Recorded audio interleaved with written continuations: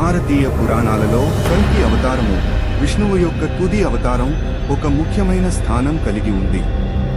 అంధకార సమయంలో వెలుగు చూపించే కల్కి జన్మ కథలోకి మనమంతా వెళ్లుదాం. పవిత్ర గ్రంథాల ప్రకారం విశ్వాన్ని కాపాడే విష్ణువు అనేక రూపాలలో అవతరించి కాస్మిక్ ఆర్డర్ను పునరుద్ధరిస్తాడు. కల్కి ఆయన 10వ మరియు తుదిమతారం కలియుగం ముగిసినప్పుడు ప్రాప్తించే అవతారం. కలియుగం నైతిక నాశనం, అవినీతి మరియు ధర్మం క్షీణించిన కాలం. ఇది పాపంలో మునిగిపోయిన ప్రపంచం. ధర్మాన్ని పునరుద్ధరించడానికి ఒక రక్షకుని కోసం ప్రజలు ఆశపడతారు. ప్రాచీన మునులు కల్కి అవతారం గురించి ప్రవచించారు. సంభల గ్రామంలోని ఒక బ్రాహ్మణ కుటుంబంలో జన్మిస్తుంది అని. ఆయన జన్మ బాధపడుతున్న ప్రపంచానికి ఆశ మరియు పునరుద్ధరణము తెస్తుంది.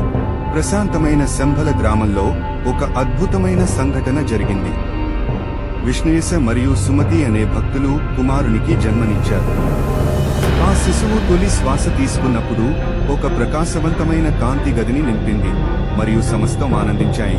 కల్కి జన్మను ఆకాశంలో ప్రత్యేకమైన సూచనలు మరియు దివ్య ప్రాణులు ఆప్యాయంగా స్వాగతించాయి.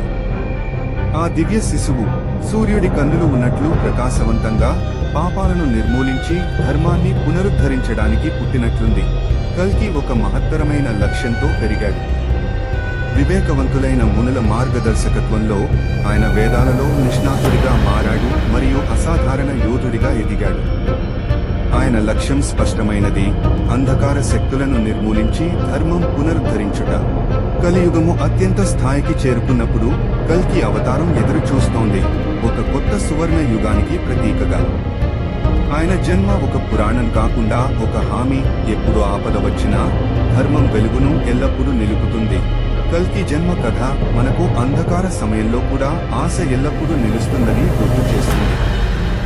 భారతీయ పురాణాలలో మరిన్ని శ్రేష్టమైన కథలను తెలుసుకోవడానికి మా ఛానల్ ఇండియన్ మైథాస్ కి లైక్, షేర్ మరియు సబ్స్క్రైబ్ చేయండి.